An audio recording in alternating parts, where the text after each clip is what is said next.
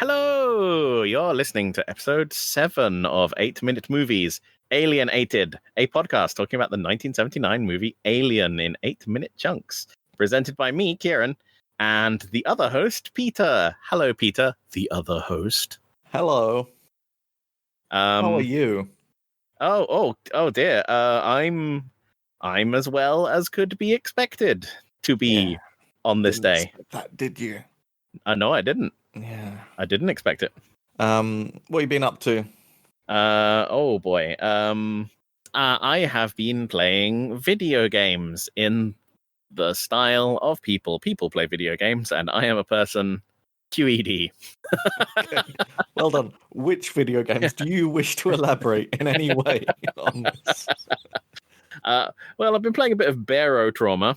I don't know if we mentioned this before in the Thing podcast, but we're playing a bit of Barotrauma. Barotrauma's one of those co-op multiplayer games where everyone is running around doing various tasks and trying not to die. Except you're in a submarine on Europa. Yes, I've played it a little bit before, not very much. It didn't quite click with me, which it surprised me a little because it seems like it would be my kind of multiplayer thing, because I do like multiplayer genre of, I guess, stuff going wrong simulator. Yeah, it's fun, but it's stressful AF, and also the interface is painful in some ways. Maybe that's it. Because I like the whole running around the submarine, trying to keep it running and fix tasks, but I don't feel like the interface has to get in the way of all of the chaos that's going on. That maybe it just needs a few polish passes before I can properly enjoy it, because I think the concept is really, really great, and I always hear you talking about it as well with people who you've been playing it with, and it sounds cool. It's good fun, but I can only ever play sort of like one or two games of it in a day because it is quite like stressful. On our last trip out, a large crab had sex with our submarine and laid an egg inside it, and we all died. Well, it's almost appropriate for what we're about to discuss, I suppose. Foreshadowing. Did I play anything else? I've been playing a little bit of an indie game called Antarctica 88, which is basically The Thing as a first-person shooter. Okay. And it's quite good. There's something about it that's making me pretty motion sick, and I can't quite figure out what it is. So I've only been able to play it for about half an hour, but it's pretty good. It's pretty entertaining so far. And it was like £4, so nice. What about you? Have you been up to anything? Video games again. I have been playing a lot of Final Fantasy XIV. You astonish me. RPG. Yeah, well, look, I've been playing it for a long time, and I can't possibly really get into all of the things that I have done in that game, just because it is at this point just a ludicrously large game. However large you're imagining it is, it's bigger than that.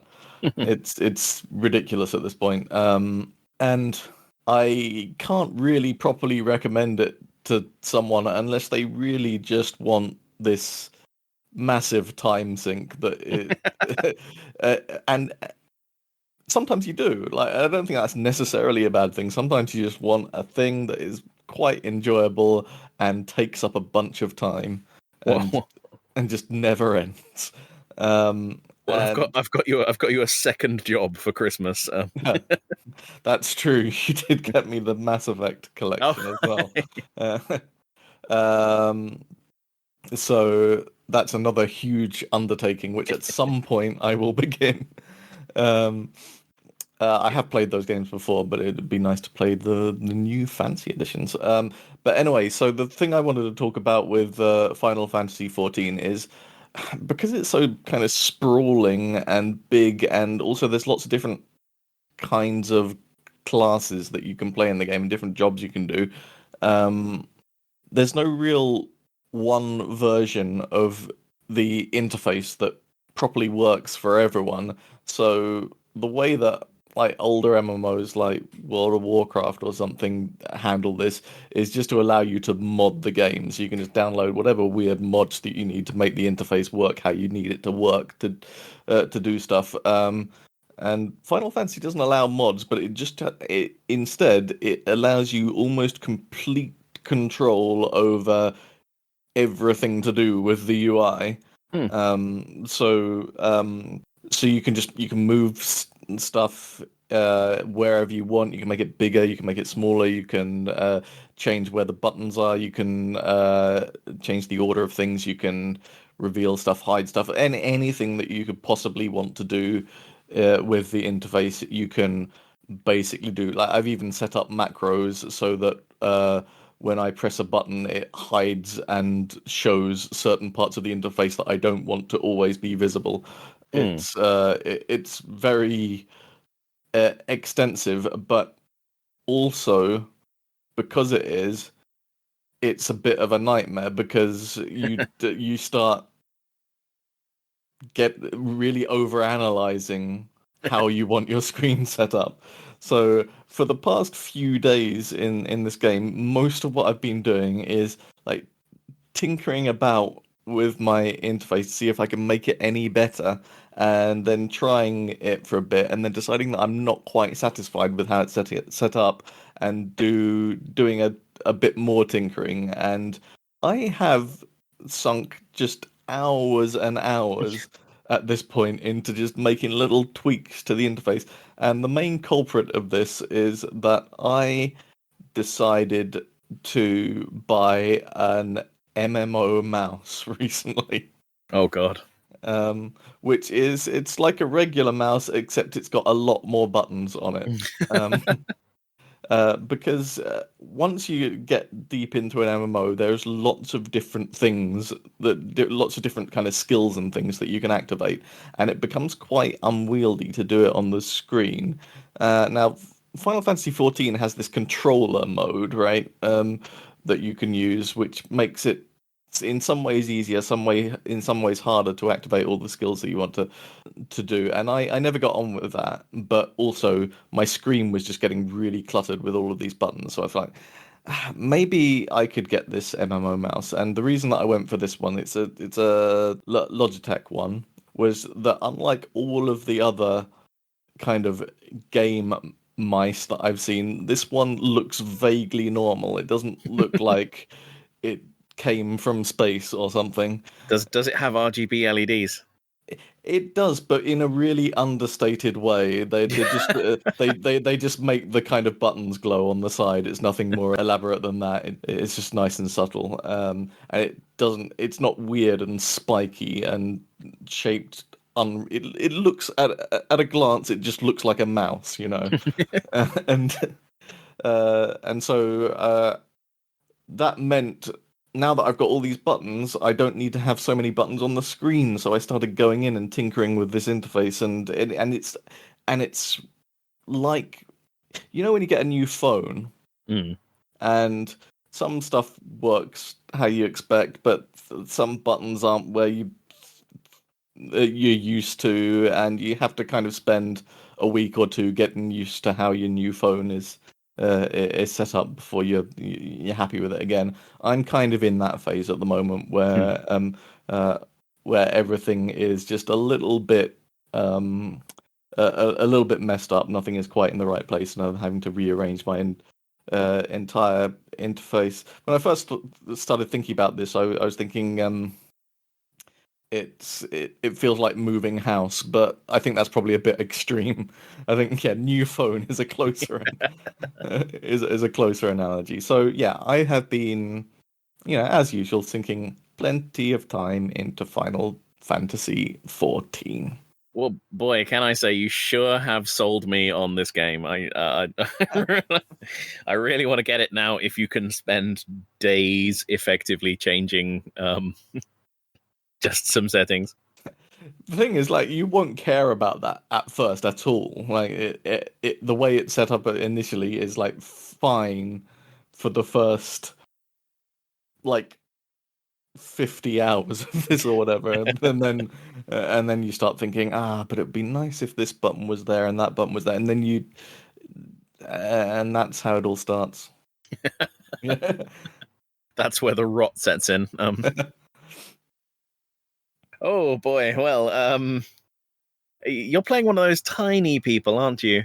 Yes, I'm playing Is it a Lalafell? that is what they're called. Yeah, I'm Yeah. playing a little cute guy who has a red panda friend.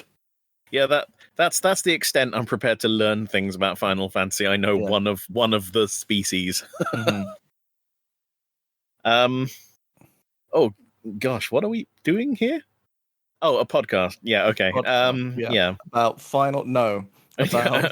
about Final Fantasy 14, the top-rated MMO, which lets you play for free up to level 60. This episode is brought to you by Skillshare. Talk to me. Come on, we can do sponsorship. I'm like I've said before, I will shill for anything. Give me like £50. That's it. I'll buy, I don't know, a hat. Sorry, go on. So, podcast then. So we introduced the concept at this bit, which is that this is a podcast where we talk about films, but we look at the films in 8-minute chunks because that's a number that I liked the sound of when I thought of this idea. And the film we're watching at the moment is Alien, the 1979 horror classic. And I have seen it a lot, and Peter hasn't seen it a lot. So we watch it and then we talk about it in the style of a podcast. God, I feel like I'm on Thorazine today. Yeah, you are the relative expert coming in this. You've made notes as well and done some research in advance. Yeah, wow. I am coming in as a relative novice. I've seen the film. I know what happens in it. Not a whole lot in this film is going to be hugely surprising to me. So it's not that sort of thing. But I do not know very much about the film. Yeah, this isn't Peter Reacts to Alien. Yeah. So we like to start the podcast with me talking a little bit about something tangentially related to, but maybe not directly touching on the movie that we're talking about. And today for you, Peter, I have something a little special that you brought it to my mind last episode. So we're talking about Alien War. Right. This is the live experience that you mentioned. That's right, yeah. Before I start my little spiel, which is mostly stolen from Wikipedia as usual, do you have had been to Alien War? That's the read I'm going with. I don't. You don't have had been to Alien War? Oh, wow. No.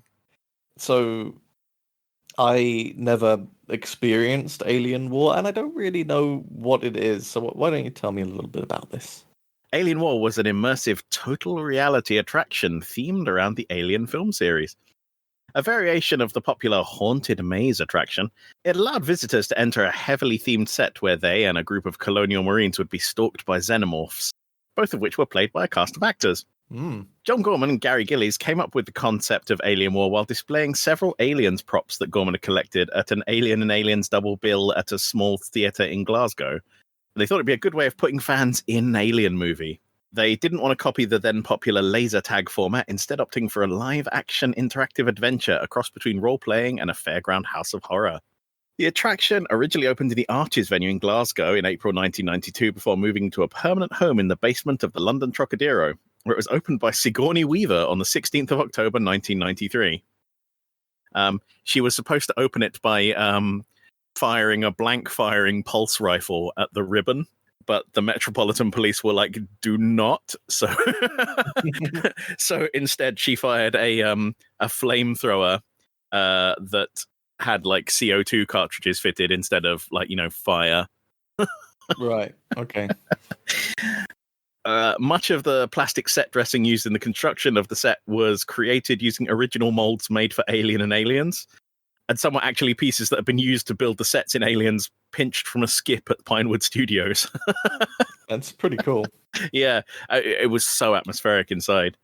The aliens were played by performers in suits, while the facehuggers were animatronic effects. Mm.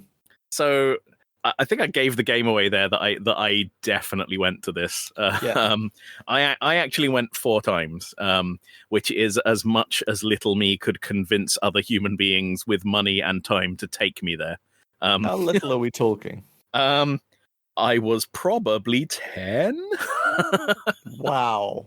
maybe a little older. I haven't done the maths. By this point, were you already a big fan of the film? Oh yeah, totally. Like real, like super into them. Childhood was so different from mine.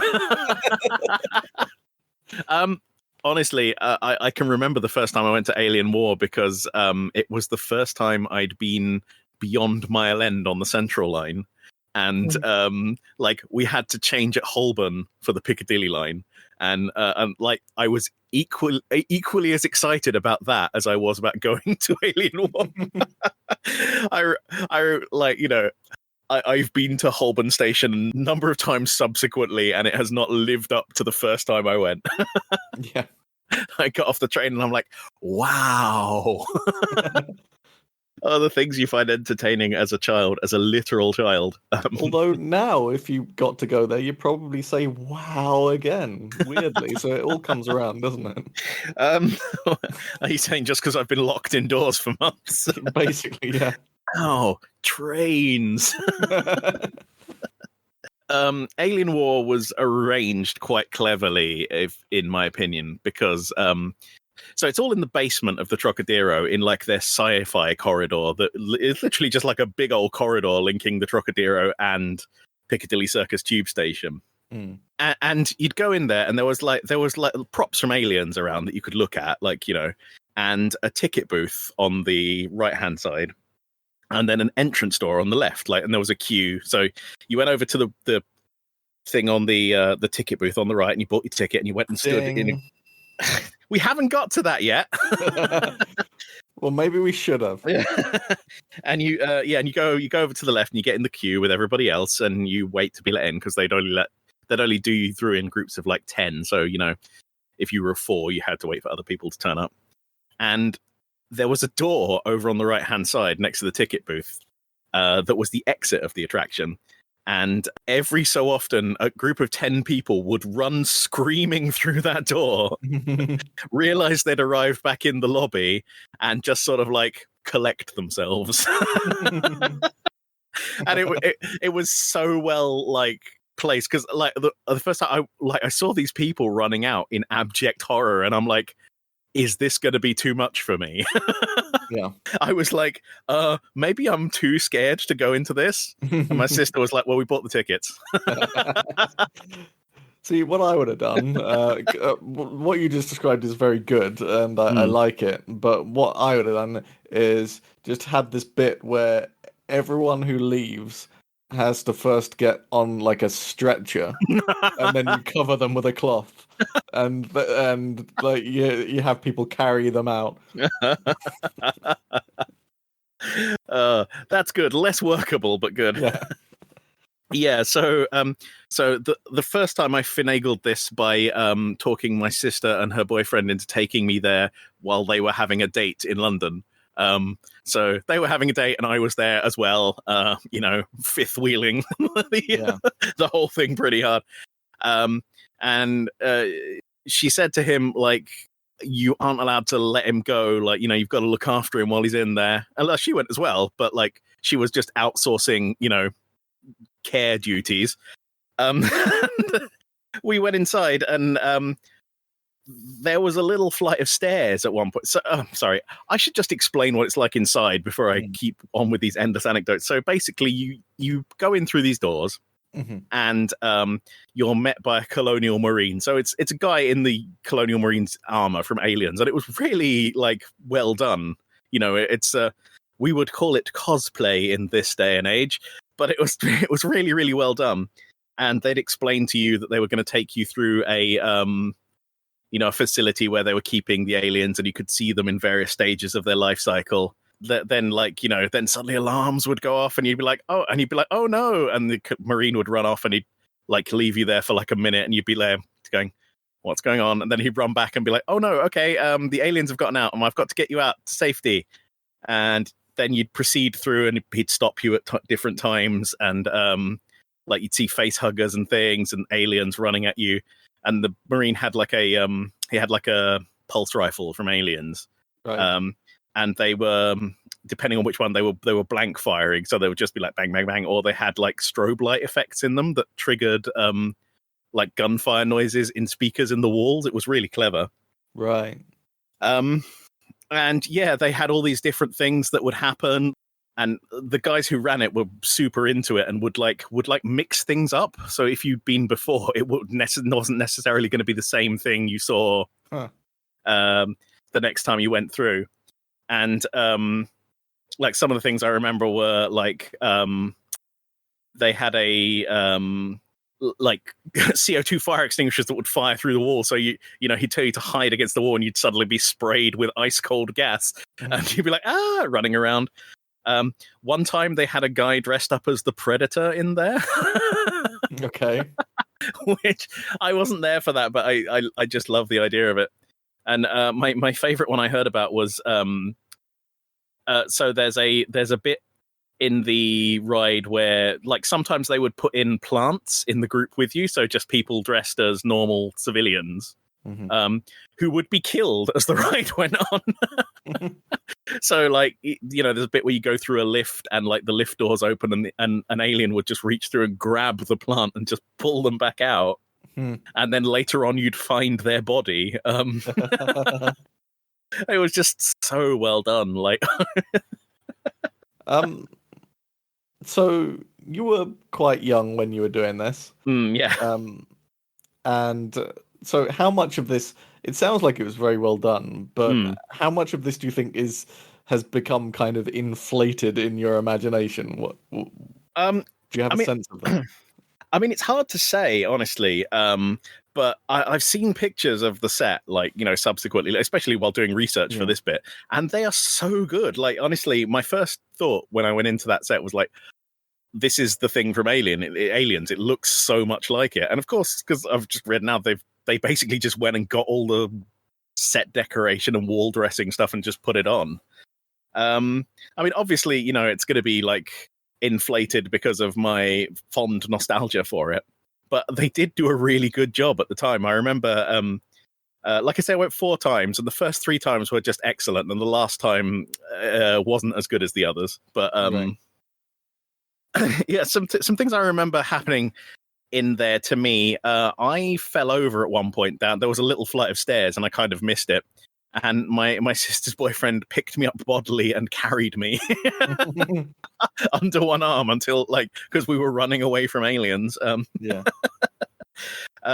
Another time, basically, I ended up at the back of the group, and there was I was right at the front of the group, and there was an alien running towards everybody, and I was like, aliens gonna eat me. And it just stopped and like backed off, because obviously it's, a man in a suit. And I happened to look down, and it was an alien from the top down, and from the bottom it had jeans and sneakers on. And I was like, okay, that's broken the immersion a little bit, but fine. The exit part was excellent as well, just because, you it was just after you were loaded into like an escape vehicle that sort of just shook around a little bit with you in. And then they were like, okay, go. And you run down this corridor, and there's a door, and you go bang through the door, and you're screaming and running. And then you're in the lobby, and there are like 25 people in the queue looking at you with abject horror. Like, what have we signed ourselves up for? That part was just absolute class. The guys who ran it did such a good job, honestly. And so how did 10-ish year old you take this the first time? I loved it. I honestly loved it. I uh, anytime I could convince my parents or anyone else to take me there, I would go. So I can't say I've had many comparable experiences at that age, but when I was around 11, I went on it was kind of an exchange trip to America with the Scouts. And as part of that trip, I went to Niagara Falls. And we crossed over, and there's a street on the Canadian side of Niagara Falls, which has all of these kind of attractions of varying levels of shit. There's like a Believe It or Not museum on there that I remember going to, but there was also this kind of haunted house experience thing that some of the others wanted to go to. So I agreed, and the person I was with, who was one of the people I was staying with, I feel like we both got scared and agreed to run back out of the front entrance quite early on in the experience. Right. And there were like people in it as well, so it was staffed with some form of actors, I guess. And we ran out and agreed to never speak of this again to the others who had gone through. And and I never did speak of this again until now. Sorry, I've let you down. Well, now. Oh, you've broken the accord. Oh dear. So yeah, that scared me too much. So definitely, probably what you just described to me would have scared me too much. And the other thing around that age that I would have been quite scared of is obviously Jeff Wayne's musical version of the War of the World. So that was about my kind of speed, I would say. So yeah, I didn't go at that age or later. How long did it last, I suppose, is the question. I have a feeling it was like 10. Oh, what do you mean? How long the ride lasted, or how long it was open for? How long it was open for? It wasn't that long, really. It actually closed in 1996. They'd had no intention to close it, but some pipes burst in the Trocadero that caused, I think it was on the order of millions of pounds of flood damage. And when they went to claim from the insurance company immediately went bankrupt. So they never got to reopen. They just closed. I remember I was heartbroken as a little kid because I went there a number of times after it was closed, and they were just obviously, signs saying closed without really explaining why. And then one day it all just disappeared. What was it replaced with? Memory's a bit hazy, but I think it was a James Bond simulator ride. Okay. Which I wasn't as keen on, because even back then, simulator rides made me sick AF. See, yeah, I was the other way with that. I loved a simulator ride. Back to the Future ride, I loved it. I had to stop the Star Tours ride at Disneyland because I was going to be sick. Loved it. That one's particularly bad because it uses like these really fast transitions to like a whirling star field to disguise the fact it isn't one long consecutive ride. Every time they did that, I was like, oh, more recently they've really beefed it up. It's more kind of 3D now. I was going to imagine that they'd improved it somewhat in the last 20 years. It's more 3D now, but also there's like variations, so that it will kind of slightly randomize the kind of scenes that you go nice. into. Each time you go in, it's different. It's a good old thing, Star Wars. Yeah. So just two final memories of Alien War. Then I remember the first 3 times I went, like they started with the whole Marine saying, in character saying, "Oh, aliens, gonna show you." Oh no, the aliens escaped. The last time, he just came in and he was like, okay, if the aliens grab you, That's it. You're dead. Don't fight them. Don't punch the aliens. Okay. Oh, okay. So, yeah, I was going to ask about that actually. Is it possible to lose this? Is there an element of failure in it? Occasionally, they would just grab people and remove them from the ride. Be like, sorry, you got eaten. Right. Okay. But as I understand, it didn't happen that often. But obviously, eventually it became enough of a problem that up front they were like, they're not aliens, they're actors in suits. They're really tired of having their jaws broken. Oh yeah, so the only other story I heard about was they actually had a plant who was an able-bodied person, but they put him in a wheelchair to go through the ride, and they had an alien grab him about halfway through. And they had someone waiting up ahead, and they just put the wheelchair there on its side and spun the wheel just before everyone else arrived.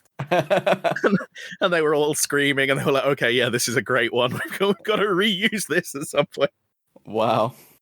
I actually indirectly know the people who worked on Alien War through a friend, so that's kind of cool.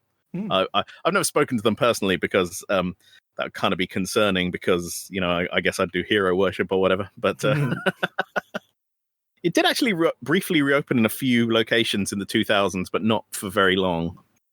Did you get along to those? I imagine you must have done. No, I never did, actually. I never did. Usually I found out about it about 6 months after it closed. But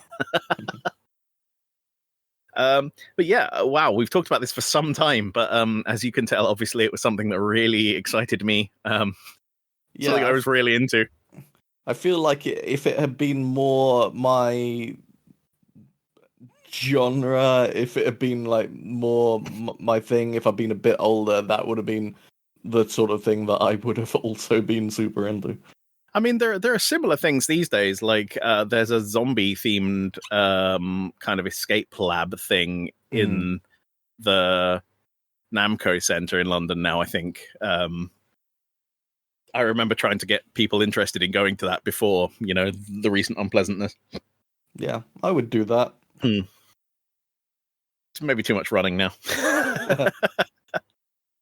Anyway, we should probably talk about the bells. Since you've already fucking dinged me, I think you can talk about them. Yeah, so as a holdover from the last time we did this podcast about The Thing, no, not a valid use, as I'm about to explain. Not a valid use of the bell. We are allowed to ring this bell like this. Ding! We have to say ding now because of Discord and how it doesn't pick up bell sounds anymore. Anyway, you get to ring this bell if someone says The Thing and they're not talking about this game that I'm explaining, or they're not talking about the monster, The Thing, or the film, The Thing. So if they just say thing in a different context, then you get to ding them. And at the end of the series, the scores get totted up, and whoever has the most dings gets clawed to death by a lobster or something. For some reason, I thought you were going to say at the end of our lives. Well, I'm glad that you've explained that now, so we can actually get on with the part of the podcast that's the actual podcast. Here, a mere 40 minutes in. Oh God, it's been so long. Luckily, this is also considerably longer than usual in that there's more points to discuss, so that's good. Yeah, it's a twofer. This is going to be the special 6-hour episode. Yeah, you're in this one for the long haul, folks. Strap in. With that, let's get watching.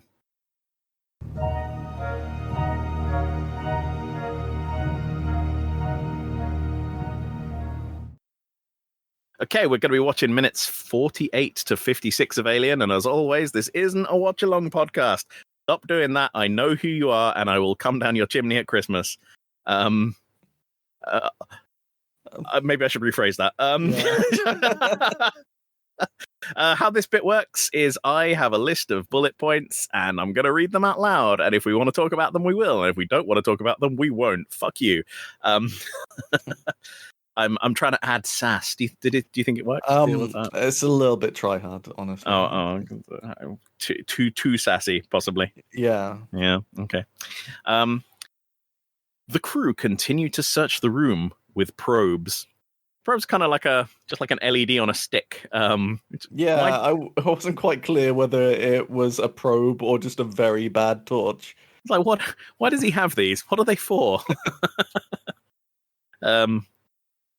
Ripley moves to look at the unconscious Kane.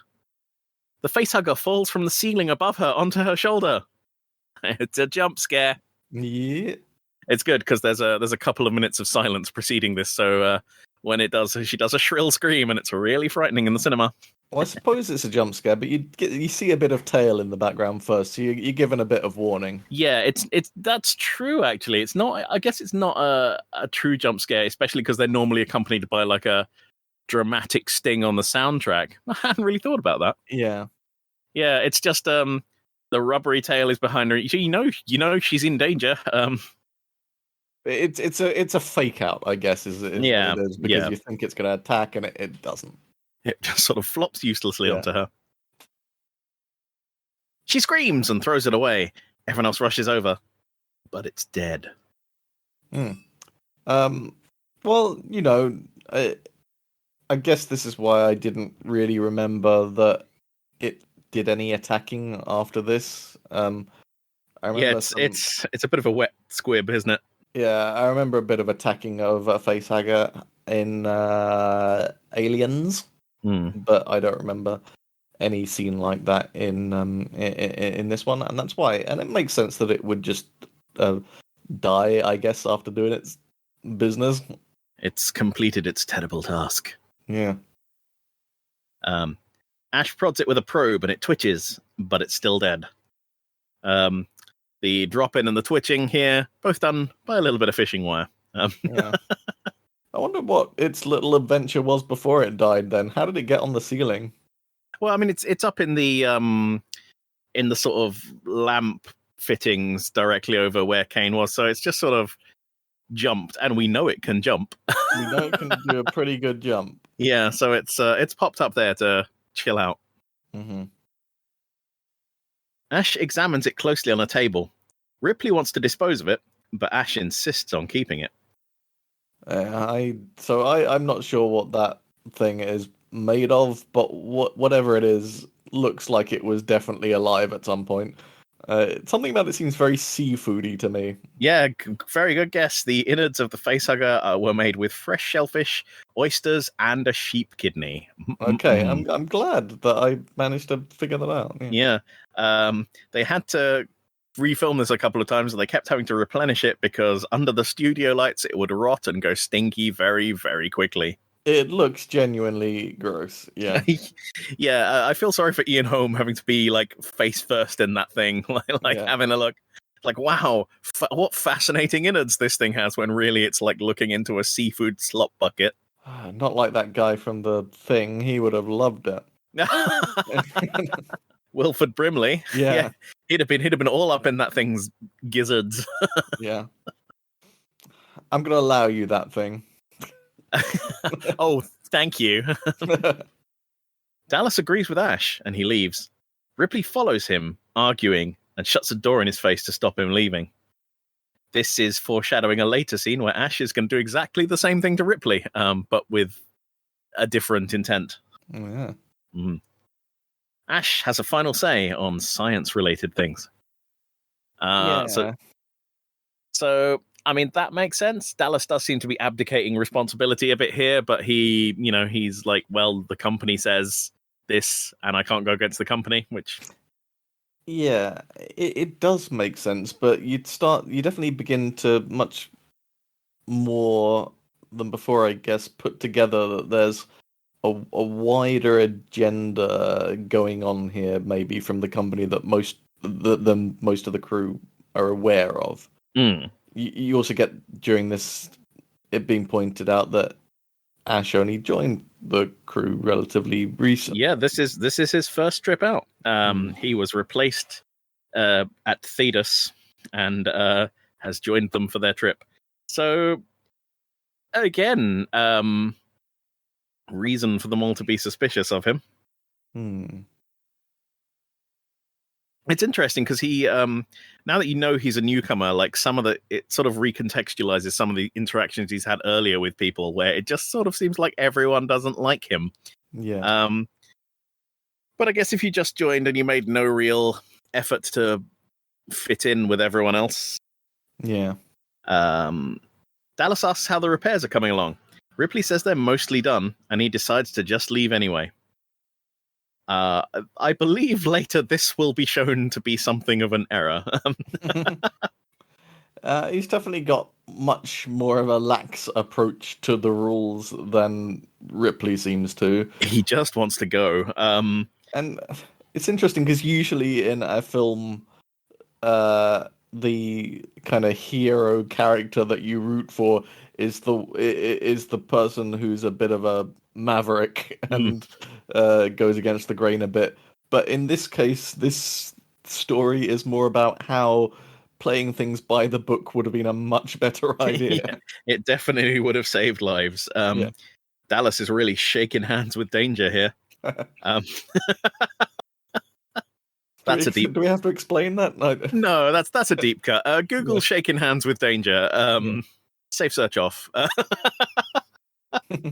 No, you don't. I'm sorry. Yeah, I do find it interesting that Ripley says we're blind on B and C decks. I've always taken this to imply that there's some sort of camera system.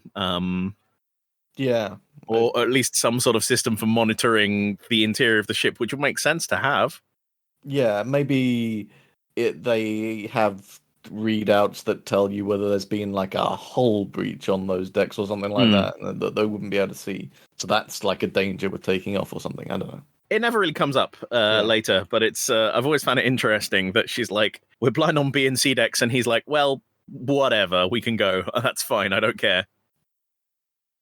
We cut to the Nostromo's exterior as it takes off. Despite a few minor issues, the ship reaches orbit again, and everyone is pleased.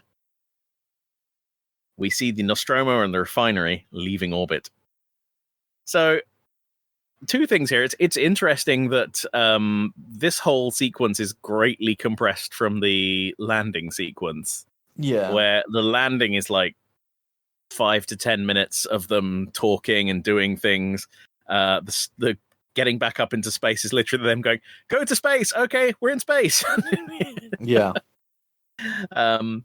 And like there's the whole section where they detach from the refinery. They don't even show it here. It's literally just implied with them picking it back up. And it almost like imparts a sense of relief to the audience that you're leaving this planet. You know, they're like, yeah, okay, let's skip all this stuff. Let's go. We're in space. We're safe. We're safe now. Everything's fine.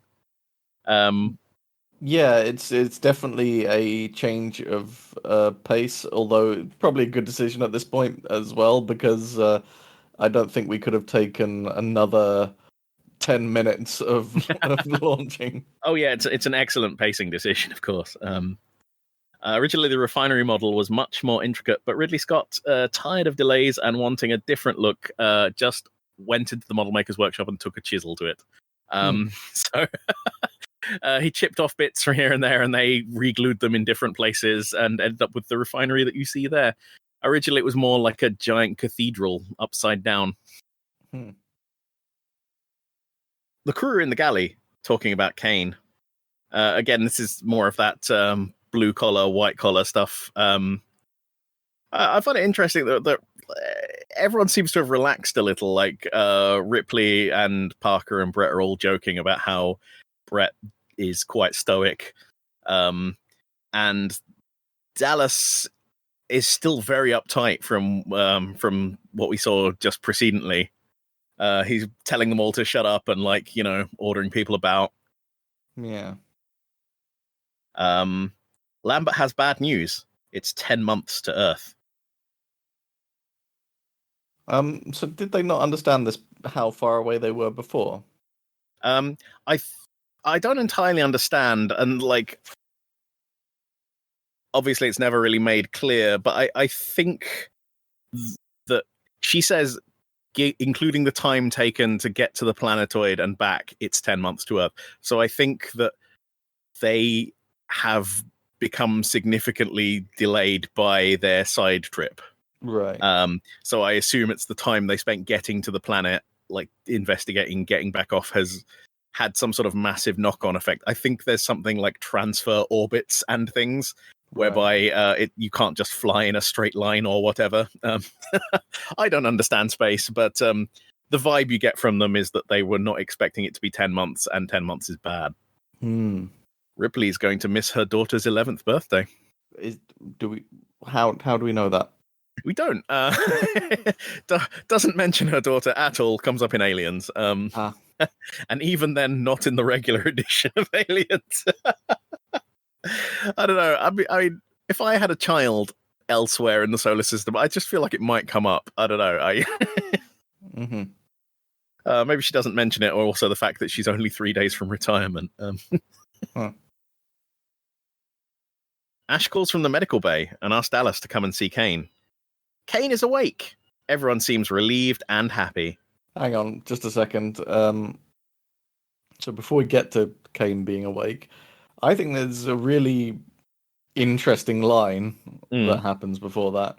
Yeah. Which is that when Dallas asks what the matter is, Ash says something like, "It's simpler if you just come and see him." Yeah. Which is a really weird way to say he's just woken up, which is what has actually happened. Why wouldn't you just say that? But for some reason, it feels like really in keeping with his personality somehow. It's like it just kind of pleases him to withhold information and to be able to control with that. I hadn't noticed that, but yeah, you're absolutely right. It's I've always thought it was a weird line. I mean, because again, you could just be like, he's awake. That's 2 words. Yeah. But you are right. I mean, he does play his cards very close to his chest, as we've seen a couple of times. All right. Kane is awake. Everyone seems relieved and happy. Least of all Kane. Kane remembers nothing except a dream about smothering. And when he talks about that, there's another look Ash gives here, and it's very, I know there's something more to this which I'm not letting on look. My notes for the next 3 minutes of this movie are basically, that's a weird look on Ash's face. Yeah. Every time, every subsequent scene from now until the end of this episode, everyone else has a normal, regular expression on their face. It cuts quickly to Ash. He looks like unreadable or really shifty. Those are his 2 expressions for the remainder of this thing. Yeah, I didn't really notice it when I've watched the film before, but he really looks like he's waiting for something to happen. Yeah, he's it's here. It's just a strange look, but it's a more pointed. It gets more pointed as it goes on. Like he knows that the clock is running. Yeah, it's a very interesting one. He sort of tilts his head slightly. In a minute, we'll get to it. Yeah, I did actually just notice that my note for this section is that look on Ash's face. Yeah, later I have a note that says that look again from Ash. So, bringing things back to Kane for a moment, that is a fascinating garment he's wearing. I did kind of clock that, but I didn't make any notes about it. I didn't really think about it, but yeah, it is. It's an odd one, isn't it? I assume it's part of the cooling suit for the spacesuit. I assume that they cut him out of the suit. Yeah, and that's what it is, because it sort of looks like a corset with rubber piping. That exposes. I'm sorry. Rest in peace, John Hurt. Exposes way too much of his weird, pallid chest. He looks like he's just about to do something really weird in the holodeck. Yeah. He's going to play Parisi squares. Oh God, it's so weird. They don't dwell on it, fortunately, but yeah. Kane is hungry. the crew all gather in the galley for one last meal before going into cryo. So there's a real like the tension is broken here vibe. Like everyone is like, we've seen them have one meal before, and that was along this lines, but it's much more. There's much more camaraderie here. Like they're all talking, they're all joking. Like it's the same stuff as it was previously, where like everyone is talking over each other, but they're joking, they're happy. Like everyone is relieved, except Ash. Yeah. Who, as usual, is distant from everyone else. Like he's at the table, but he's not, and he's like getting food, but he's not joining in with all this sick bants going back and forth. Yeah, he's kind of apart from everyone else. He's almost like trying to play the part, but not really very well. Dallas is having another of those Wayland-Yutani extra strong Aspen beers. They're complaining about the food here, and I can sort of see why, because everything on the ship seems to be noodles and cereal. And the set decorators were thinking about this, and they were like, obviously, they're not awake for a lot of the journey, so we've got to bring in foods that are things which, extremely long life. Yeah. But again, I don't know. They just seem like really horrible. It's bad food. It's bad food. I can't stand bad food. Yeah. The crew happily chat all amongst each other. And you get that look again from Ash. Yo, yeah. Mm. Kane starts to cough. And again, we snap back to Ash. There's my notes. My notes is like Ash's look again with like 5 exclamation marks after. Yeah. I mean, we're getting this. We're definitely getting this in hindsight, because obviously we know what's happening with Ash, and we know that he has an ulterior motive. And the movie has been setting him up like he's distant from everyone else. He doesn't necessarily seem to have the same agenda they do. But do you think you would have picked up something was wrong with this guy from these, like, they're very brief cuts to his expression, but it is a weird expression? I think I would have known that he's maybe not trustworthy, and that is mainly from what Ripley has said and just the way that he's acted on a couple of occasions. But I don't think that it would have been very obvious. I think a lot of this is played pretty subtly. The crew gather concernedly around Kane as he coughs and splutters. Good sickness acting from John Hurt here. Yeah, well, actually, something that I really, really think is underrated about this scene, and maybe it gets talked about more than I think, but I've never really heard people talk about this, is Kane's noises, which and we'll get some more of them in the next bit, I guess, but they feel kind of realistic to me in the sense that they're really undignified in a way that you don't often see on screen. Like they would almost be funny in any other context, the kinds of noises that he's making, but in this context they're quite horrifying.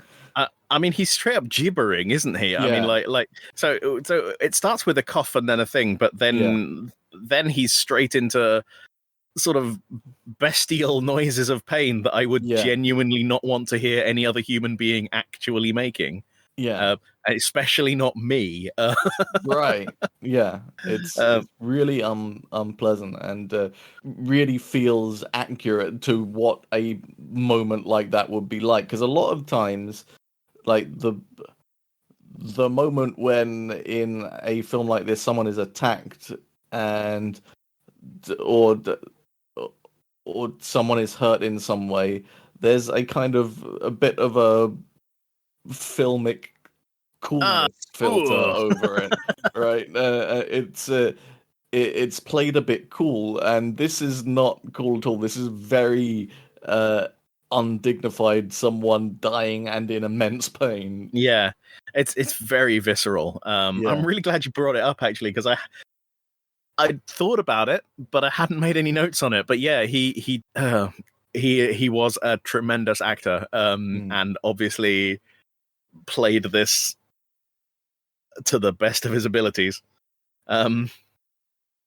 Again, we've got another look from Ash. I'm going to stop reading these out because you can just take it as read that after each of these points, Ash is doing something fucking weird. Yeah. So Ash is still looking at him. Everyone else is like, standing up, looking at him, but Ash is just sitting watching them, and he's their medical officer. He's not doing anything. Right. He should have been the first to absolutely. Yeah. That's the thing which really seals it if you haven't been convinced yet. The fact that everyone else has stood up and is looking at him, and Ash is just chewing on his food. Yeah. Kane falls onto his back, writhing in agony on the table. The crew try to hold him down. Ash gets Parker to put a spoon in his mouth here, which is absolutely the wrong thing to do. You should never try to put anything in the mouth of someone who's having a seizure, because they'll break their teeth on it. You can't swallow your own tongue while seizing. It's a myth. So if there's one thing you take away from this podcast, it's if someone's having a seizure, just leave them alone. If you can, put something under their head so that they don't bang their head on a thing. Time the seizure so that you know how long it's taken, and afterwards get them like trained medical help. That's it, pretty much. Yeah. but Ash has a weird thing about putting strange things in people's mouths as well. Yeah, that's gonna come up later, isn't it? Kane writhes on the table, screaming as the crew wrestle with him, and here the patented 8-minute system has failed us for the first time, because right in the middle of some action, and we cut. we end this episode. So we have often commented that it seems like on a lot of times the 8-minute system seems to break films up into very manageable kind of chunks where a bunch of stuff happens and then it reaches some sort of stopping point, and then the 8 minutes is up, and then the next bit of action happens in the next segment. But here we are interrupted right in the middle of something very, very major, perhaps the most major thing in the film. Oh boy, is the next episode going to start hot? Yes. Yeah, so wow. What good timing. Yeah, I feel like the closest we've come to this before is back in The Thing, where I think there was a 8-minute break when in the kind of dog kennel area. Yeah. I mean, you can't expect it to be perfect every time, No. but it has, like, for something that I picked entirely arbitrarily, it has held out quite well. So let's run through these questions, because I know this has been a long episode. Who's infected, Peter? Well, we forgot. We didn't actually go through your questions from your things from last time. my predictions. Yeah, I'll tell you what. I'll read those out now. And maybe I'll cut them in earlier. Maybe I won't. It depends how I feel when I'm editing. All right. Go on. So you said, your previous predictions. Who's infected? Kane, definitely. Said, what happens next? The facehugger reveals itself and they deal with it. They kill it. Shortly after that, Kane recovers. They all go to enjoy dinner. Everything is solved. Yeah. So, you did pretty good on those. They didn't kill the facehugger, but we've talked about that already. It was already dead, and it did resolve itself, I guess. Yeah, it did show up. And you said, who dies next? Kane in the next episode. And, well, look, I'm not giving you this. I'm seconds off here. You were wrong, and you know it. Anyway, so let's go back to your ones for this episode. Who's infected? You still going to stick with Kane? These questions increasingly meaningless as the movie goes on. For the next few seconds, Kane is infected. What happens next, Peter? What happens next? Remember, you've got 8 minutes to cover. Well, what I think is going to happen here is that a cute little alien is is going to burst out of the kind of belly area. They're called chest bursters, but I feel like this is more like the belly area. That's my memory of it. Upper belly area. And is then just going to scuttle off towards the camera, knocking things over as it goes. And they are all going to look very horrified and confused about it.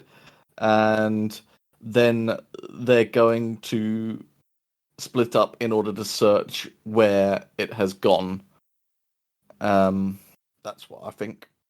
Good. I will write that down. You know what? I'm going to go ahead and say, I think you're right, at least partially. Yeah.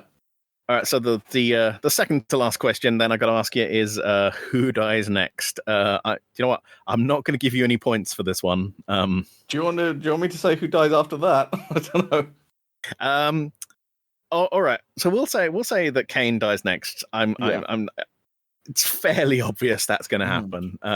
Like I say, I would have given it to you. You were seconds off. I mean, he's very likely already fatally wounded. I don't know. He looks okay. He could recover from this. He won't, but all right. Come on then. Let's flex your memory. Who dies after Kane? Who's the next member of the crew to die? If indeed anyone else does die. They will. And I feel like the next person to die, I might be wrong on this, but my memory of this is that the next person to die is Brett. All right, Brett. Harry Dean Stanton. I've written that down in my notes. We usually end the show with me asking you, how are you finding the film so far? What has this extra 8 minutes done to your appreciation of Alien? Well, I'm again just amazed that we didn't get to the actual death during this 8-minute segment, and that we're now, where were we? 56? Is that where we ended? 56 minutes in, yeah. 56 minutes in, and maybe in the next minute we're gonna get we're gonna get there. But yeah, the main threat is still yet to reveal itself, and even when it does reveal itself, I think I mentioned this last time, it's not in its most threatening form yet, and it's probably going to take a short while to get to its most threatening form. So it's very interesting how much time it takes getting to that kind of iconic alien. Oh yeah, we've discussed this before, but the film is a real slow burner. But yeah, and things really start to heat up from here on in. This is the big turning point. Yeah, I don't want to sound like I'm repeating myself too much, because I definitely am. But I have gained a real appreciation for the pacing of this first film through watching this. I think overall, and it might still be true, I have in the past enjoyed the second film more. It's just kind of more my kind of thing. But I am really starting to enjoy this one for what it is. I'm going to say what I believe we've said it before, but it is interesting that looking at these things in little tiny 8-minute chunks, you're not really clear whether examining anything in such detail will help you to see the good side of it. So, I mean, we have picked two films which are regarded as absolute classics. So maybe the next film we have to do is one that we both just abjectly hate, like Piers Morgan's Sex Tape or something. I'd say we should do that one, but it's not 8 minutes long. Yeah, I was going to say that's you're not going to get 8 minutes out of that. Oh dear, and with that, oh god, I think I'd rather have the alien bursting out of me. If you have Piers Morgan's Sex Tape, or you'd like to talk to us about anything else we've covered in the podcast, Maybe you have personal memories of alien war. Ooh. Oh yeah, oh that would be good. Because I spoke to a lot of people. I haven't ever met anyone else as you've been really who wasn't somebody in my immediate family or friends that I dragged to it, sometimes screaming. So it would be good to get some other perspectives on it. Yeah, you can just drop us an email at podcast@8minutemovies.co.uk. It doesn't matter if it's the number or the letter.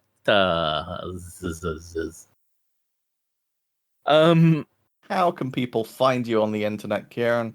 By paying a darknet assassin to come to my house. How can they find you without intent to kill?